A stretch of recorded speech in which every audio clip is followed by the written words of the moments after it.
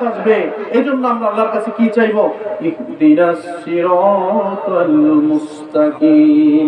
আল্লাহ আমাদেরকে এমন রাস্তা দেখাও, এমন হেদায়েতের রাস্তা দেখাও, এমন হেদায়েত আমরা পেতে চাই যেই রাস্তা, যেই হেদায়েত তুমি যাদেরকে নিয়ামত দান করেছো ওই বান্দাদের সাথে আমাদেরকে হাসর করায় নিও।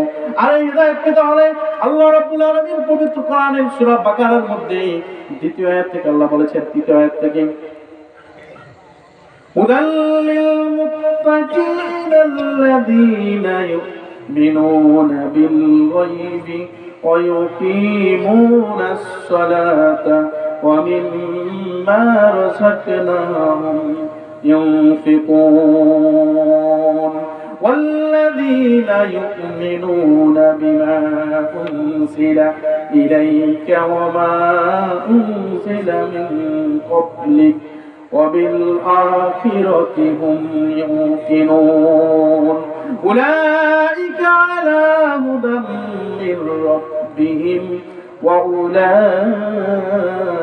هم মুফলিহুন।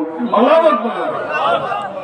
আল্লাহ রাব্বুল আলামিন বললেন, বান্দা তুমি যদি 5টা কাজ করতে পারো, আজকে আমলটা বলবো কয়টা কাজ? 5টা কাজ করতে পারো তুমি হেদায়েত পেয়ে যাবে। এই 5টা কাজ হচ্ছে আল্লাহ রাব্বুল আলামিন বললেন হুদাল লিল মুত্তাকিন, মুত্তাকিনদেরকে আমি হেদায়েত দান করেছি, হেদায়েত পেয়েছে, কিন্তু শর্ত আছে 5টা। ওই যে প্রথম বললাম যে নেতাকে যদি আমরা ভবন চাই, বিল্ডিং চাই, নেতা শর্ত দিবেন, মনে আছে আপনাদের?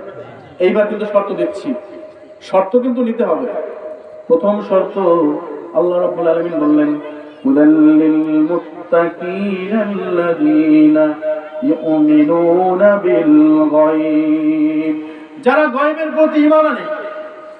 আমরা কি জান্নাত দেখছি? না। কে কে দেখছেন? হাত তোলেন।